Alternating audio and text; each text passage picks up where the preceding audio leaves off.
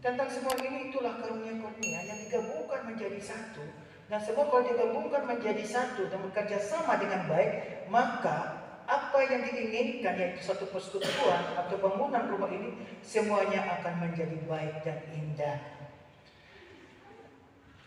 Firman Tuhan hari ini pun juga mengajar bagi kita bersama bagaimana kita masing-masing yang punya karunia. Yang dimana dalam karunia-karunia ini Paulus memberitahukan pada jemaat-jemaat di Korintus, di mana dia menentukan perkara-perkara bagi jemaat-jemaat di Korintus untuk mengajarkan dan menuntun mereka, yaitu pertama tentang karunia-karunia roh. Kedua, ada rupa-rupa karunia tetapi satu roh, dan ada rupa-rupa pelayanan tetapi satu Tuhan. Ketiga, ada berbagai-bagai perbuatan ajaib tetapi hanya Allah yang mengerjakan. Keempat, tiap-tiap orang dikurniakan pernyataan roh untuk kepentingan bersama. Kelima, semuanya ini dikerjakan oleh roh yang satu dan yang sama. Pertama, tentang karunia roh.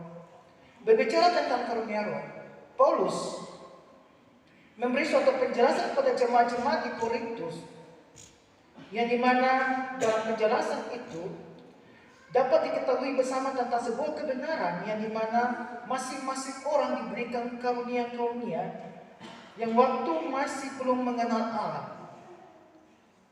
Yaitu pada saat itu orang-orang Korintus masih menyembah berhala. Di sini Paulus memberitakan sesuatu yang berarti bagi mereka, supaya mereka meyakinkan di dalam diri mereka tentang sebuah karunia roh. Bahwa karunia roh itu bukan berasal dari apa yang mereka sembah itu berhala-berhala, melainkan berasal dari Yesus Kristus. Dengan suatu pengakuan Yesus adalah Tuhan yang bisa dilakukan oleh seseorang yang dipimpin oleh Roh Kudus. Jika tidak ada seorang pun dan satu kuasa pun yang dapat mengaku Yesus Kristus adalah Tuhan kecuali melalui Roh Kudus. Demikianlah yang dikatakan oleh firman Tuhan yang dicatat dalam surat pertama Korintus ayat 12. Pertama Korintus pasal 12 ayat yang ketiga. Tuhan berfirman kepada, karena itu aku mau meyakinkan kamu bahwa tidak ada seorang pun yang berkata-kata oleh Roh Allah dapat berkata terkutuklah Yesus, dan tidak ada seorang pun yang dapat mengaku Yesus adalah Tuhan selain Roh Kudus. Dari Roh Kudus inilah sebuah karunia akan muncul kalau kita percaya dan meyakini. Kedua, ada rupa-rupa karunia tetapi satu roh, dan ada rupa-rupa pelayanan tetapi satu Tuhan. Bapak Mama, saudara-saudara yang terkasih, siapakah yang meragukan karunia-karunia Allah kepada setiap pribadi? Bahwa karunia Allah kepada semua pribadi di antara kita sudah sangat jelas. Kita mengetahui bersama kalau kita mengerti tentang pribadi kita masing-masing. Yang dimana ada yang mendapatkan karunia mengajar, ada yang mendapatkan karunia penyembuhan, dan ada pula yang mendapatkan karunia untuk bermain musik, bernyanyi. Dan apakah semua itu dilakukan untuk satu persekutuan untuk memuji Tuhan?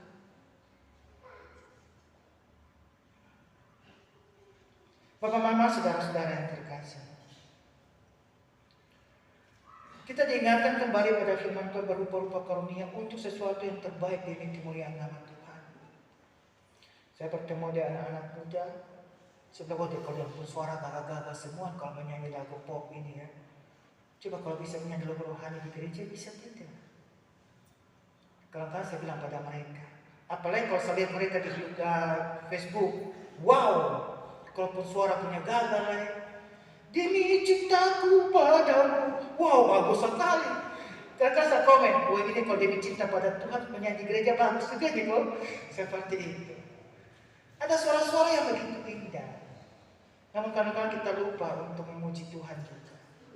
Namun bukan berarti saya bilang bahwa suara-suara begitu indah menyanyi lagu pop itu untuk menyenangkan banyak orang, itu tidak perlu, tapi perlu juga. Namun harus ada diutamakan juga, yaitu kemuliaan nama Tuhan. Jadi hati-hati ya, kalau ada yang menyanyi di Facebook pasti saya komen pertama. Itu talenta sebenarnya, kemuliaan Tuhan berikan suara yang indah. Nah kadang-kadang di antara kita bapak mama saudara-saudara yang terkasih, kita mendapat talenta suara yang indah, tiba-tiba ada orang suara jelek menyanyi, kita semua Allah. Itu ada persekutuan indah tidak ya? Hati-hati loh bapak mama, walaupun itu suara jelek, tapi kalau mendengar dengan memuji Tuhan dengan hati yang sungguh, itu 2 kali lipat dari doa kalau puji Tuhan ya, yang menyanyi. Hati-hati kalau kita mengolok, pada itu karunia Roh Kudus atau karunia Roh Kuda. Nah ini kita harus pikirkan baik-baik bapak mama. Malah kita merasa malu, dia yang suara jelek saya mau memuji Tuhan, apalagi kita yang suara gagal. Untuk menandakan satu persekutuan yang indah, untuk menunjukkan bahwa itu kemuliaan nama Tuhan. Dan juga ada pikiran-pikiran dari roh-roh jahat yang selalu masuk pada diri kita bapak mama. Ada orang sudah dapat karunia dalam hal menyanyi, untuk menyanyi, tapi karena mereka bicara lain, kok dia terus, sesuatu ada yang lain kok. Padahal kita ini juga bisa menyanyi yang ngomongin. Tapi kenapa kita tidak menyanyi, kita orang yang menyanyi terus? Ini tanda tanya ya dalam diri kita. Kalau kita mau bicara pada orang yang menyanyi terus, kita ditunjukkan bahwa kita juga harus menyanyi. Jangan kita bicara orang. Nah ini kadang-kadang roh jahat ini selalu masuk pada diri kita untuk menghancurkan satu persekutuan, satu kedamaian. Kita harus hati-hati bapak. Di sini Paulus mengajarkan bagi jemaat-jemaat bahwa apa yang betul rupa-rupa karunia, bagaimana kita dipersatukan dengan rupa-rupa karunia ini. Ada orang yang bisa menyanyi memuji Tuhan, kita juga harus meresapi semua itu. Dia menyanyi untuk memuji Tuhan. Kebanyakan banyak orang bapak mama, bahwa kalau ada istilahnya penyanyi pop yang datang, yang kita kenal bahwa ke Slang ataupun ke siapa ya, itu kita dapat satu kota, saya yakin orang yang idola-idola semua akan berkumpul di satu lapangan. Mau harga tiket berapapun pasti berkumpul, betul tidak? Itu sudah jelas, pasti banyak terpilih berkumpul. Namun bapak mama saudara-saudara terkasih, bagaimana kita berkumpul untuk memuji Tuhan?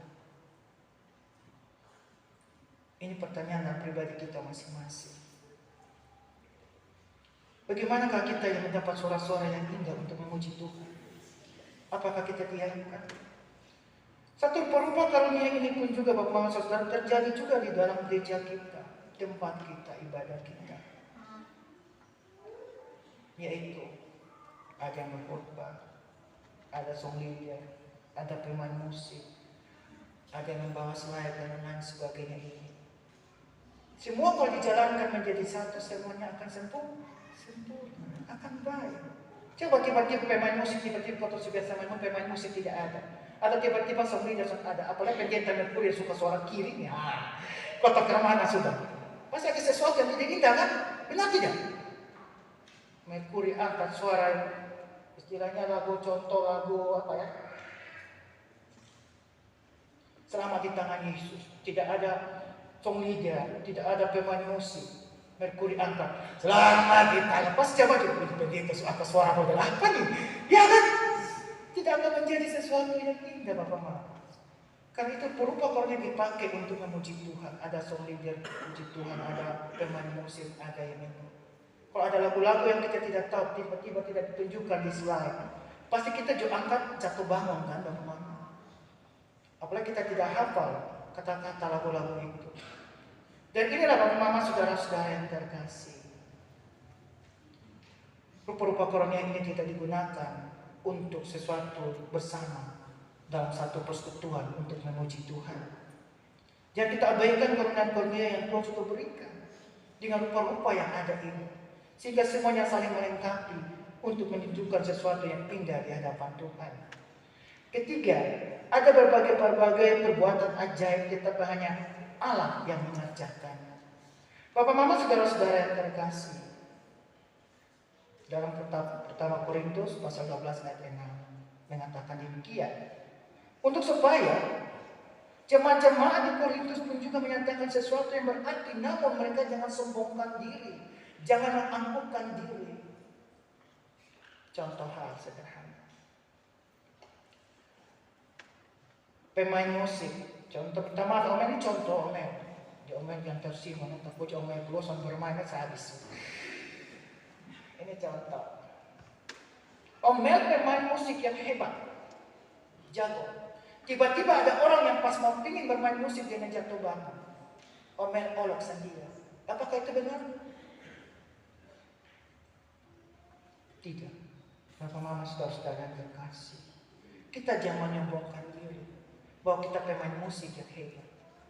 Kita harus meyakini bahwa itu Tuhan yang berikan. Kita ini sebenarnya tidak ada apa-apanya. Karena Tuhan yang berikanlah, maka kita bisa bermain musik. Karena itulah karunia yang Tuhan berikan bagi masing-masing orang. Atau contoh, pendeta Merkurius ini bisa menyembuhkan orang. Dan saya bangga, saya bisa kesembuh orang. Hati-hati, jangan bilang saya Merkurius ini yang menyembuhkan. Tapi Tuhanlah yang menyembuhkan melalui Merkurius ini. Jelas? Itu karunia yang Tuhan berikan bagi masing-masing orang. Jadi jangan menyembuhkan diri, tapi Tuhan yang sama yang bekerja pada orang itu untuk suatu kesembuhan bagi orang lain. Kita pun juga dalam hal menyanyikan untuk karunia-karunia yang lain. Kita bisa mengerjakan segala sesuatu yang baik. Bukan karena kita hebat, melainkan Tuhan yang hebat. Amin. Karena Tuhan yang memberikan semuanya. Oleh karena itu Paulus mengingatkan juga jangan ada kesombongan, melainkan mengakui Tuhanlah yang bekerja atas semua ini. Kalau bukan Tuhan, maka semuanya akan sia-sia. Bapak Mama saudara-saudara yang kekasih dalam kasih Yesus Kristus yang keempat, tiap-tiap orang dikurniakan pernyataan roh untuk kepentingan bersama. Nah, ini Bapak Mama saudara-saudara yang terkasih dalam kasih Yesus Kristus. Pertama Korintus 12 ayat 7-8 berbunyi, tetapi kepada tiap-tiap orang dikurniakan pernyataan roh untuk kepentingan bersama. Sebab kepada yang seorang roh memberikan karunia untuk berkata-kata dengan hikmat, dan kepada yang lain orang roh yang sama memberikan karunia berkata-kata dengan pengetahuan. Bapak Mama saudara-saudara yang terkasih, hikmat dan pengetahuan. Sebuah hikmat dan pengetahuan itu semua berasal dari Allah. Contoh, saya orang yang dimana berteologi, belajar tentang teologi. Saya punya pengetahuan tentang teologi ini bagaimana sebarkan atau memberitahukan bagi banyak orang. Tapi belum tentu saya punya hikmat. Dan oleh karena itu ada yang bisa memberikan suatu pengetahuan yang baik itu, atau saya memberikan pengetahuan yang baik, namun ada hikmat yang harus berjalankan. Hikmat itu harus berasal dari Allah. Contoh sederhana, saya memberikan suatu pengetahuan saya mengerti suatu pengetahuan yang dimana saya adalah orang teologi. Saya mengatakan bahwa kita berbuat yang baik itu adalah untuk memuji Tuhan. Saya tidak menerjemahkan berbuat baik itu seperti apa. Contoh sederhana, saya sudah pernah ilustrasi soal ini, tapi saya ulang lagi, mohon maaf. Robin Hood selalu berbuat baik. Ia selalu membantu orang susah. Kita harus mencontohi dia. Betul tidak? Jelas pasti yang benar saja. Bapak kita omong seperti itu. Berarti kita harus minta hikmat. Benarkah tidak Tuhan apa yang Bapak kita katakan? Kalau itu ada orang yang menceritakan dengan hikmat Tuhan, Robin Hood berbuat baik, maka kita harus tiru. Benar Robin Hood berbuat baik. Ternyata Robin Hood mencuri dari orang-orang kaya dan itu membantu orang miskin. Berarti sama saja pencuri. Berarti tidak buat baik kan? Benar tidak? Jelas, itu hikmat Tuhan sebenarnya untuk mengajarkan bagi kita bersama. Seperti halnya saya berkhotbah. Saya berkhotbah sesuai pengetahuan teologi. Tapi Bapak Mama juga harus minta Tuhan, apakah benar apa yang kita berkhotbah itu untuk menunjukkan bagi kita suatu kebenaran sesuai apa yang Tuhan inginkan. Minta hikmat. Dari situlah kita bisa dapat, oh ternyata seperti ini dan seperti itu. Jangan sampai kita tidak minta hikmat Tuhan, kita mendengar lurus-lurus saja. Akibat kita pulang juga bawa lurus-lurus, jangan sampai ada sesuatu yang salah. Ini juga harus kita mengerti bagai tentang karunia ini. Kita minta hikmat. Oleh karena itu kita saling melengkapi. Pendeta menentukan tentang firman Tuhan. Ada orang yang mendapat karunia, dia punya hikmat diberitahukan. Oh, arti dan maksud dari firman Tuhan ini yang diungkapkan Pak Pendeta sebenarnya seperti ini. Bukan berarti Pak Pendeta itu salah. Tapi ada sesuatu yang Tuhan berikan itu melalui hikmat ini anak ini. Seperti itu. Yang sampai ke Pak Pendeta sobat batas salah, di luar ngomong, itu pendeta semula yang dipunya. Itu bukan hikmat Tuhan, tapi itu hikmat manusiawi, kedagingan. Ya Bapak Mama saudara-saudara yang terkasih, hikmat Tuhan dia menjalankan sesuatu yang terbaik menurut kehendak Tuhan.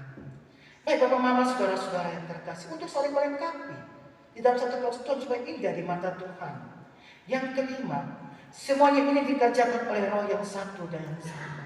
Dan oleh karena itu Bapak Mama saudara-saudara yang terkasih, kita tidak bisa saling merendahkan satu yang lain. Dengan hikmat yang Tuhan berikan ini, bagi kita sebagai karunia yang punya hikmat, kita jangan menundukkan diri, melainkan kita juga merendahkan diri. Maksud dan tujuannya seperti apa? Supaya orang juga akan melihat dan tidak mengejek bagi orang yang lain. Melainkan mereka juga punya hikmat yang juga didapatkan nanti, pengetahuan yang didapat nanti untuk bisa meneruskan bagi orang lain. Dan persekutuan itu akan menjadi indah.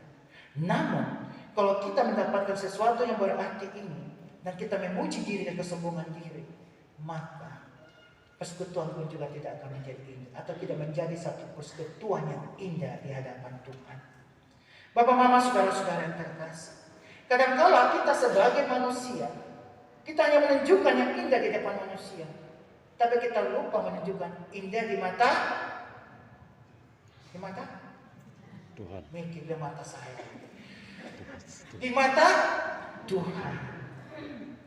Bukan di mata saya lagi. Seperti itu. Baik Bapak Mama saudara-saudara yang terkasih, inilah utamakan kita sebagai pemilik Tuhan.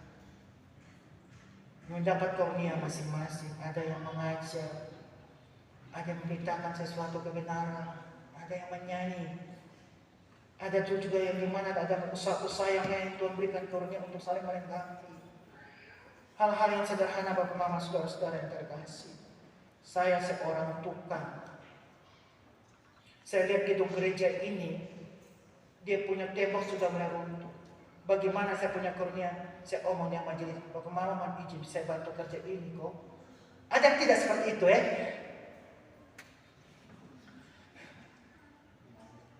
Oh ini tidak ada. Itu ada karunia bisa bermain musik yang indah. Tapi gak cuma dia, tenang. Disuruh dulu baru, oh iya main. Tapi adakah di antara kita? Minta maaf Bapak Mama, saya harus kebenaran saya soal. Bilang Pak Pendeta, ya Bapak Mama majelis, saya bisa main organ. Bolehkah saya main organ di gereja? Puji Tuhan. Adakah yang seperti itu? Tidak ada. Mama saudara-saudara terkasih, adakah di antara kita? Saya ataupun seorang gagah, Pak Pendeta ataupun bagian liturgi. Contohnya minta maaf ya, sekarang lagi masa pemulihan kita doa bersama supaya Mama Graga disembuh. Sekarang dibantukan oleh Ibu Agus ya. Oke. Coba berani minta Ibu Agus. Saya juga mau menyanyi, saya juga ikut songgita. Adakah seperti itu?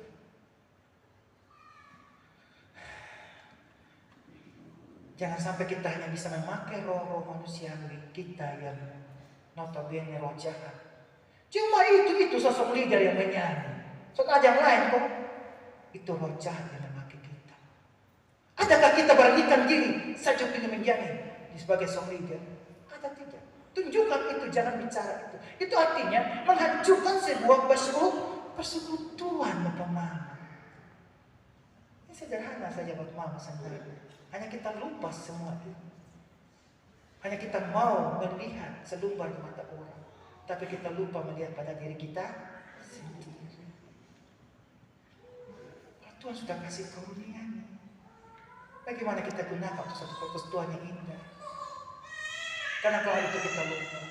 Ada orang juga yang mengatakan, oh, itu pemain musik menyanyi susah saya main sudah salah-salah.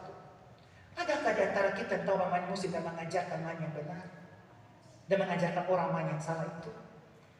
Contoh, Minta maaf sama Bapak Mel pernah marah. Bapak Mel, tadi ambil nada itu salah, sekarang ambil nada seperti ini. Dia punya hikmat, dia punya karunia bermain musik. Yang sendirian dia ngomong sama Bapak Mel, sendiri, Bapak Mel, saya bisa tadi itu main musiknya salah, sebenarnya minta maaf ya Bapak Mel, saya ajar caranya ya. Luar biasa. Ada yang kasar seperti itu? Tapi kebanyakan kita olok di luar gereja. Lihat tuh Mel dulu itu main musik sesuatu sama. Kasihan. Itu bukan Roh Kudus yang bekerja. Roh jahat yang menghancurkan kita supaya persekutuan kita ini hancur. Karena roh yang dimana Tuhan sudah kasih yang berupa-rupa karunia ini, seperti yang hal yang saya berikan contoh pemain musik yang hebat atau bisa main musik, diberitahukan, diajarkan bagi orang yang main musik kalau kadang salah, diajarkan dengan baik. Itu baru puji Tuhan, menjadikan sesuatu persekutuan yang indah. Bapak Mama, saudara-saudara yang terkasih, dan firman Tuhan ini mengajarkan bagi kita bersama. Pertama, menyadari bahwa Allah dalam Yesus Kristus dan Roh-Nya yang Kudus adalah sumber karunia. Sumber karunia yang Tuhan berikan ini untuk bagaimana kita jalankan dalam kehidupan kita sehari-hari. Untuk untuk menjalankan ini, untuk membuka satu persekutuan ini dengan saling melengkapi, saling menuntun, saling menerima masukan-masukan dari orang. Untuk sesuatu kebahagiaan, satu kedamaian. Tapi masing-masing masih pegang pertahankan dirinya yang dikerjakan oleh roh jahat, maka tidak ada kedamaian, tidak ada persekutuan. Benar tidak? Itu sangat benar sekali Bapak Mama. Oleh karena itu pun juga Bapak Mama, dalam sumber sebagai karunia ini, marilah kita diajak bersama juga untuk ingat kepada Allah Tritunggal. Dia memberikan semua ini untuk kita kerjakan dalam kehidupan kita sehari-hari. Kita juga harus mengakui diri kita adalah bukan siapa-siapa. Kita harus mengakui bahwa diri kita ini adalah orang yang tidak bisa buat apa-apa. Hanya karena oleh Tuhan lah kita bisa membuat semuanya ini. Kita harus mengakui itu. Kalau bukan tanpa Tuhan, maka kita bukan apa-apa di dunia. Amin. Yang kedua, setiap orang percaya akan dimintai suatu pertanggungjawaban oleh Tuhan dengan karunia yang Tuhan sudah berikan. Bapak Mama, saudara-saudara yang terkasih, setiap orang Kristen yang dianugerahkan karunia tertentu untuk melayani dan bersaksi harus berpendapat bahwa mereka semua mengerjakan pekerjaan yang sama, yang dikehendaki Allah dan dikurniakan Roh Kudus, meskipun dengan cara yang berbeda-beda. Namun semuanya harus saling melengkapi, saling menuntun, dan melepaskan egoisme di dalam diri masing-masing.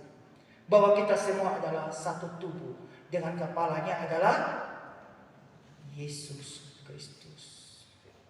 Sederhana Bapak Mama, tangan ini terluka, kena gores, pasti tangan kanan ini dia mengambil obat dan dia oles. Benar tidak? Mata ini sakit, dia melihat dan mencari, tangan dua bekerja, kaki bekerja, mencari obat apa untuk mata ini dan dia oles. Semua saling melengkapi. Tidak mungkin tubuh kita ini satu luka satu pasti akan memalukan. Tidak mungkin kan? Pasti di kepala akan rasa sakit. Yesus juga rasa sakit. Yesus pilih kosong semua karunia. Yesus kasih kosong keselamatan, pengampunan dosa. Kenapa kosong masih seperti itu? Itu kepala sakit, aduh betul pengorbanan sia-sia. Sama seperti seorang bapak, dia bekerja banting tulang untuk mensekolahkan anak-anak. Tapi anak-anaknya tidak sekolah dan baik dan lari datang dan tidak naik kelas. Bapak dan mama sakit hati tidak? Ya, sakit hati ya, jelas sakit hati. Jelas sakit hati. Yesus pun demikian. Oleh karena itu kita diajak bersama Bapak Mama, saudara-saudara yang terkasih. Mari kita selalu memegangkan Yesus. Supaya Yesus itu melihat kita dia penuh dengan kebahagiaan. Karena dialah sumber kebahagiaan. Dan kita diajak bersama juga. Marilah kita saling melengkapi dengan karunia yang Tuhan sudah berikan. Janganlah kita saling menjatuhkan satu dengan lain. Melainkan penuh hikmat Tuhan, kita saling memperbaharui. Kita saling menuntun, saling menerima. Untuk tujuan yang utama, yaitu menyenangkan hati Yesus. Tuhan memberkati kita semua.